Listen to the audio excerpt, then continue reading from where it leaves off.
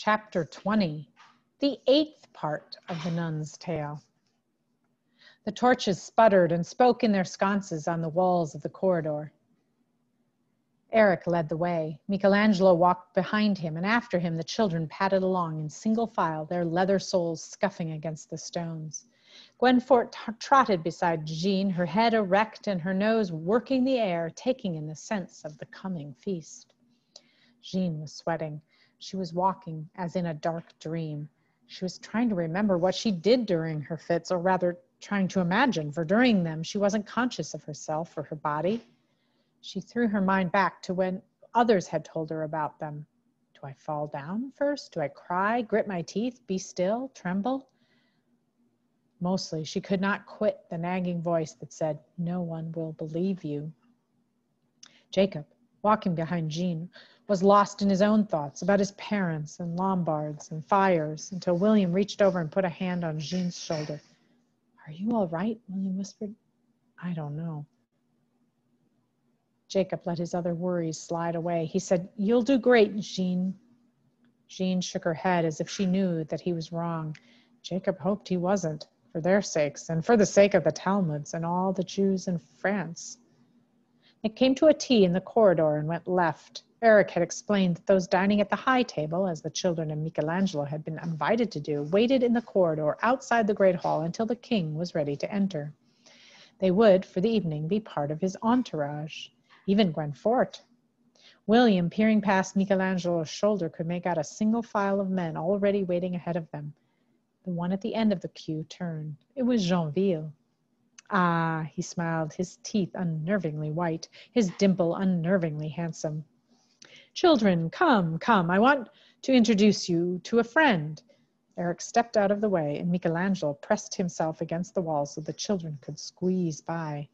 As they passed by, Jean felt Michelangelo's hot breath. "Good luck," he whispered. Her stomach felt like a dog making its bed, turning around in circles and then flopping onto its side.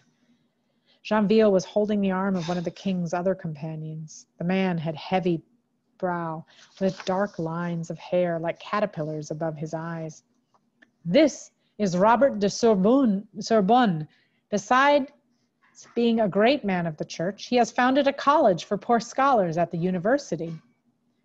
Jean and Jacob nodded politely, their minds very much elsewhere. But William had suddenly forgotten their task for the evening. He straightened his long back and smiled at Robert de Sorbonne. "Robert, this rather large oblate was expressing interest in the university." "Indeed," Robert said, wrinkling his chin and sending his caterpillars crawling toward each other. It wasn't clear whether he was more taken aback by William's size or the unexpected hue of his skin. Joinville smiled slyly at William and then said to Sorbonne, "Maybe you would consider enrolling him in your college?" William's mouth fell open. It literally fell, as if he'd lost the use of his lower jaw.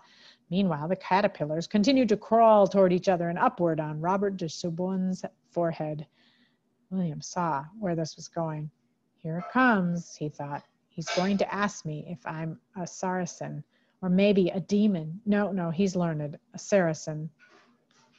"It depends," Robert de Sorbonne said at last, eyeing William skeptically, "on what he thinks of Master Albertus' proof of the existence of God." That was not what William was expecting. Jacob craned his neck to see the big boy's face. To Jacob's dismay, William looked utterly lost. They stood in silence, William's mouth working, but no sound coming out. He had been given an entrance exam to the University of Paris, and he wasn't saying a word. After a moment, Robert de Sorbonne murmured, "Not sure, that's all right, don't worry about it." He sounded slightly disappointed, but not surprised. At which point William said, "I'm sorry, it's quite all right, but which proof do you mean?" "What?" Sorbonne said, slightly taken aback. "Albertus Magnus of the—" "Yes, Master Albertus, late of Cologne, now of the University of Paris, of course, but he has two proofs of God, one in the Summa Decreturis and the other in De Praesibilibus." "I'm not sure which you're referring to." It was Robert de Sorbonne's turn to stammer. Either one." "Well, If I had to choose between the two, the Summa proof is stronger. The other's a bit slippery for my taste. Rather convenient, William shrugged apologetically. Sorbonne threw back his head and laughed from deep down in his belly. And I thought I'd stumped you. He turned to Joinville. I dare say we could find a place for him. When he heard that, William tried not to smile so broadly that he could see straight down his throat. I believe this is a picture of Robert de Sorbonne, and the Sorbonne is still a university in Paris. Now, the revelry is supposed to happen over dinner. No fair starting without me. It was a woman's voice, reedy and low in the darkness of the corridor. It stilled Robert de Sorbonne at once. Joinville's smile froze on his face. He stepped to one side. My lady, he said stiffly, allow me to introduce. I know who they are, said the Queen Mother, Blanche of Castile. My son has told me all about them. Standing in the dark corridor, illuminated by the torchlight, dancing in the sconces, was a short woman in a simple white dress, which was fastened around her waist with a simple blue cord. Her hair was dark brown and worn in braids upon her head. Perched upon that nest of braids was a simple ring of gold, very much like the one Joinville had worn earlier that day. On her left hand, she wore a ring that was as simple as it was ostentatious, a single sapphire, bright and blue and round like an egg. She smelled strange to Jean, Jacob, and William, musky and sweet at the same time. They did not realize it, but she was the first person they'd ever met who wore perfume. Greetings, my children, she said, though some of you hardly look like children, she added, nodding at William. You are very welcome in my... She stopped speaking. Gwenfort had begun to growl. The growl had started so low in her throat that it had at first been inaudible. But it rose in volume and pitch. The hair on Gwenfort's back stood up. Gwenfort, Jean hissed. It's all right, Blanche of Castile assured them, edging away. Just skittish around strangers, I'm sure. Gwenfort barked viciously, the rasping, warming bark of an angry dog. She pulled her lips back from her teeth, which glowed yellow amid her gums in the dim light of the forest torch fires. She barked again. Gwenfort, Jean reprimanded her. But Gwenfort would not quiet. She growled and barked some more. Her intensity was frightening. She was no longer a greyhound. She looked like a wolf. Blanche of Castile recoiled. Everyone in the corridor had turned to look. Jean, Michelangelo whispered, for God's sake, get her out of here. Jean tried to grab Gwenfort by the neck, but the greyhound shimmied away and barked again at Blanche. What's wrong with her? Jean muttered. The king, William exclaimed. He's coming.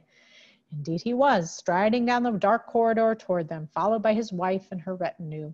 In one swift motion, William scooped Gwenfort off the ground and carried her down the hall toward their room. The greyhound barked and snarled over his shoulder. Jean and Jacob and Michelangelo watched them go, shaking, sweating, spent already, and dinner had not even begun. What was that about? King Louis asked, approaching the group. Nothing to worry over, my dear, his mother cooed, turning to her son and patting his face with a small, plump, perfumed hand. Just a stupid animal. Shall we go in to dinner? There's a picture of Gwenfort barking.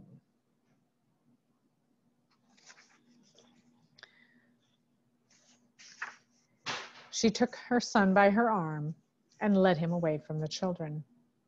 Michelangelo peeled himself from the wall and leaned down to Jean and Jacob. So far, I think the plan is going beautifully.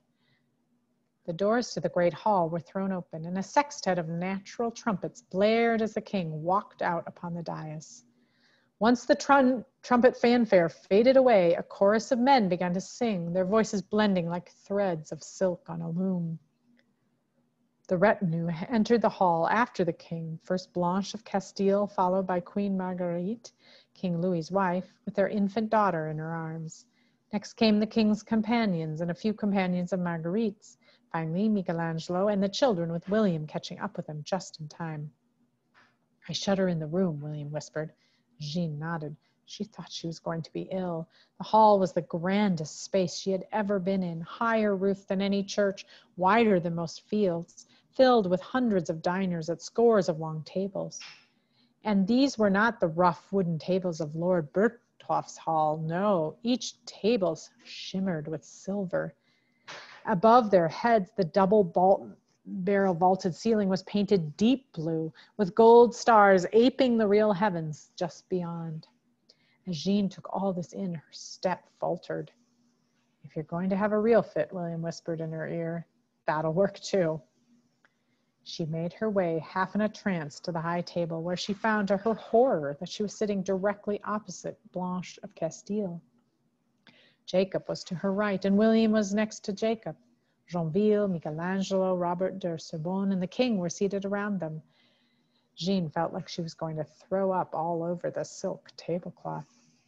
Servants began to bring forth food, massive, elaborate dishes. An enormous boiled peacock, its head and tail feathers intact, was placed between Jean and Blanche. Now Jean was pretty sure she would throw up. There's the peacock. So, children, Blanche of Castile began, you are a strange and piebald crew. The children didn't know what to say to that, so they sat mutely and waited. Blanche's face had the plumpness of adolescence, but in the flickering firelight of the great hall, wrinkles collected at her eyes and lips. Her youthful beauty was betrayed by the shadows. And this is your brave leader, I take it, Michelangelo de Bologna of Saint-Denis? At your service, madam. Are you? Blanche replied, cocking her head. I've heard such strange things about you, brother Michelangelo. Red, fat, and wicked, don't they say that? Well, yes, I suppose. They got the fat part right, didn't they? Blanche laughed, a high, arching laugh like notes on a flute. Sweat began to sting the back of Jean's neck. Joinville looked at the table. The king said, Mother, please. Oh, it's just a joke, my darling. No need to be so pious all the time. God knows I don't blame the poor man for wobbling like venison jelly. She laughed again. Michelangelo smiled graciously and wiped his forehead with his sleeve. And you, my little peasant girl, Blanche said to Jean. She had a way of claiming possession of everyone and everything. My darling, my child, my little peasant. Now Jean's stomach had curled up like a caterpillar in the shadow of a bird. I see we don't like girls' clothes, do we? Used to wearing breeches out in the fields? I suppose so, Jean stammered. That's all right, Blanche smiled. You're not very pretty, so dressing as a boy rather suits you. Mother, Louis exclaimed. The truth will set you free, my love, she cooed. And you, she turned to William, pointing with the hand that wore the Ovid sapphire. William clenched his fists under the table, striking the queen mother dead with his bare hands, would not advance their cause. Your father was supposed to be on a crusade, and instead he fell for a Saracen girl, William felt the veins in his head throb. Don't kill her, he thought. Don't kill her. Then he shipped you off to a monastery so his wife couldn't find out. You probably don't see him much. How sad. William suddenly didn't know if he wanted to scream or to cry. Joinville put his face in his hands. Robert de Sorbonne smiled distantly, as if he were listening to an entirely different conversation. And you, Blanche said, turning to Jacob. Suddenly, Jean's worries about herself and her play-acted fit evaporated. She realized that a much greater charade, with even more consequences, was being played by her Jewish friend. How could she have forgotten that? How selfish had she been? William and Michelangelo seemed to realize it too. William leaned forward over his untouched food. Michelangelo pretended to drink his wine, but his eyes bulged over the rim of his cup. I was told by a little bird, Blanche went on, that your village burned down. What a tragedy. However did it happen? Through lips as white and brittle as a swallow's egg, Jacob said, I suppose someone was careless with their cooking fire. Is that all? Blanche murmured, raising her thin eyebrows. Just like a peasant to burn his own village from sheer stupidity. Mother, Louise sighed. But at the same moment, Jacob said, better than burning books from sheer stupidity. Michelangelo dropped his pewter cup onto his silver plate. The crash echoed through the hall. Nonetheless, no one at the table was looking at him. They were all staring at Jacob, which in one sense was good because Michelangelo's mouth was still open, as if he'd expected his cup to be pouring wine into it, while in fact the wine ran over the tablecloth and into his lap. What was that?